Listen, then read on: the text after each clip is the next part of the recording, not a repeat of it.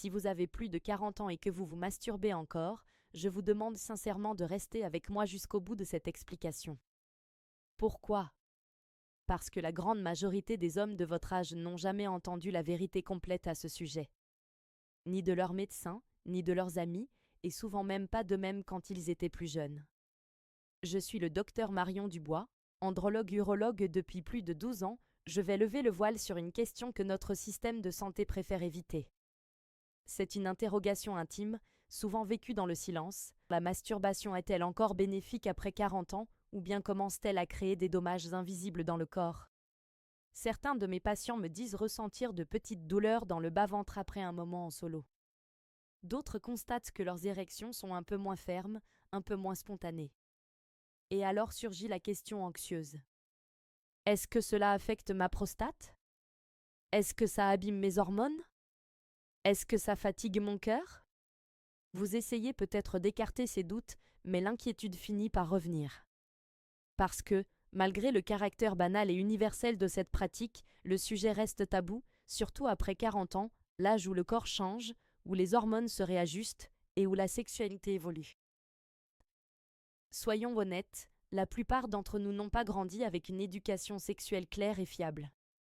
Pendant l'adolescence, le message dominant était simple, ne le fais pas, entre la culpabilité religieuse, la honte culturelle et les rumeurs de cours de récréation, personne ne nous a donné une carte précise pour comprendre ce que la masturbation faisait réellement à notre corps. Résultat, maintenant que vous avez franchi les 40 ans, vous êtes face à un paradoxe. Votre organisme n'est plus celui de vos 20 ans, vos hormones fluctuent, votre énergie varie, mais aucun manuel ne vous explique comment adapter une pratique naturelle à un corps adulte, parfois fatigué, parfois stressé. Certains affirment que l'éjaculation régulière protège la prostate. D'autres prétendent au contraire qu'elle épuise l'énergie vitale. Certains hommes assurent que cela maintient leur désir vivant. D'autres jurent que cela les rend moins sensibles lors de vrais rapports. Alors, qui croire? L'étude qui a tout bouleversé en 2016, une équipe de chercheurs de Harvard a publié une étude qui a fait grand bruit. Ils ont suivi plus de 30 000 hommes pendant près de 20 ans. Leur question était simple, la fréquence de l'éjaculation influence-t-elle la santé de la prostate? La réponse a surpris tout le monde, oui, et de façon spectaculaire. Les hommes qui éjaculaient au moins 21 fois par mois avaient 33% de risque en moins de développer un cancer de la prostate, comparé à ceux qui n'éjaculaient que 4 à 7 fois par mois. Réfléchissez bien à ça, le cancer le plus fréquent chez l'homme, réduit non pas par un médicament, non pas par une chirurgie, mais par un réflexe naturel du corps. Les bénéfices ne s'arrêtent pas à la prostate. Chaque orgasme, qu'il soit en couple ou en solo, déclenche une véritable cascade chimique bénéfique. La dopamine grimpe en flèche, c'est le neurotransmetteur du plaisir et de la motivation. L'ocytocine est libérée, l'hormone de la connexion, de la détente, du bien-être.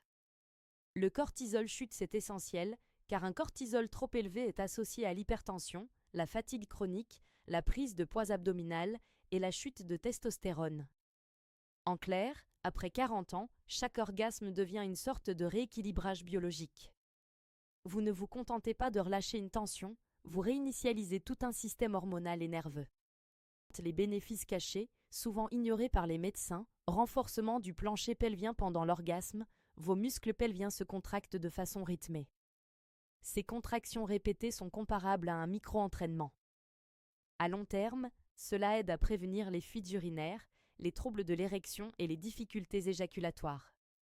Amélioration du sommeil profond, vous l'avez sûrement remarqué, cette lourdeur agréable dans les paupières après le plaisir n'est pas qu'une impression.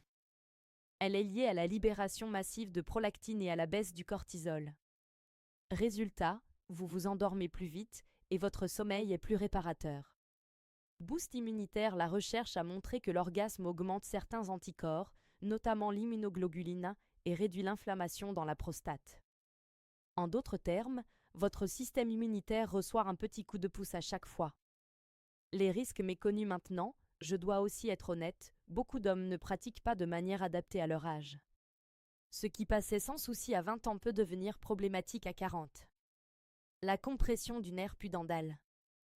Rester assis longtemps, penché sur un écran, jambes écartées, peut comprimer ce nerf qui contrôle sensation, circulation et érection. Résultat, engourdissement, douleur, voire troubles érectiles. Les microtraumatismes répétés toujours la même prise, le même geste, sans lubrifiant, finit par user la peau et les terminaisons nerveuses. Peu à peu, la sensibilité diminue. La dépendance aux stimulations visuelles intenses, votre cerveau s'habitue à ce qu'il consomme. Trop de pornographie rapide et extrême peut recabler vos déclencheurs d'excitation, rendant l'intimité réelle plus difficile. Les 5 habitudes essentielles après 40 ans: changer de position, éviter la chaise dure, privilégier la position allongée ou inclinée. Toujours utiliser un lubrifiant indispensable pour protéger la peau et les nerfs. Varier les techniques et les rythmes pour garder un système nerveux flexible. Écouter vos hormones, trop de fréquences peut parfois épuiser au lieu de dynamiser. En faire un autobilan de santé, soyez attentif à vos sensations, à votre énergie, à vos réactions. Le protocole pratique phase 1, semaine 1 à 2, observez vos habitudes, notez position, durée, sensation. Ajoutez systématiquement un lubrifiant. Phase 2, semaine 3 à 4, variez vos techniques, ralentissez, intégrez des exercices de respiration et de Kegel. Phase 3, après 2 mois, trouvez votre fréquence idéale, 2 à 4 fois par semaine pour la plupart des hommes. Utilisez chaque session comme un check-up de santé.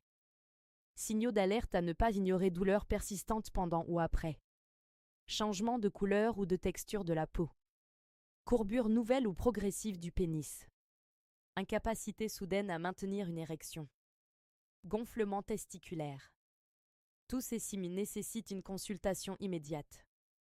Le miroir de votre santé, la masturbation après 40 ans n'est pas un simple acte physique. C'est un indicateur de votre santé globale. Circulation sanguine, équilibre hormonal, vitalité nerveuse et même état émotionnel. C'est un miroir qui reflète comment vous vieillissez, comment vous gérez le stress et comment vous restez connecté à vous-même. Votre plan d'action immédiat ce soir: essayez ces 3 ajustements, allongez-vous plutôt que de rester assis. Ajoutez un lubrifiant, même si vous n'en aviez jamais eu besoin avant. Ralentissez, accordez 15 minutes au lieu de 5. Puis, sur les 30 prochains jours, observez sommeil, énergie, humeur. Ajustez la fréquence selon vos sensations. Le message final, messieurs: après 40 ans, la masturbation n'est pas une menace. Au contraire, utilisée intelligemment, elle devient un outil précieux pour protéger votre prostate, pour entretenir vos muscles pelviens, pour maintenir votre vitalité hormonale et pour rester connecté à un corps qui change. Le plaisir ne doit pas s'arrêter avec l'âge. Mais le plaisir conscient, lui, peut devenir un levier de santé et de puissance. Votre corps ne vous a pas abandonné. Il attend seulement que vous l'écoutiez et que vous vous adaptiez. Je suis le docteur Marion Dubois, et si vous avez trouvé de la valeur dans ces explications, partagez en commentaire ce que vous auriez aimé savoir il y a 20 ans.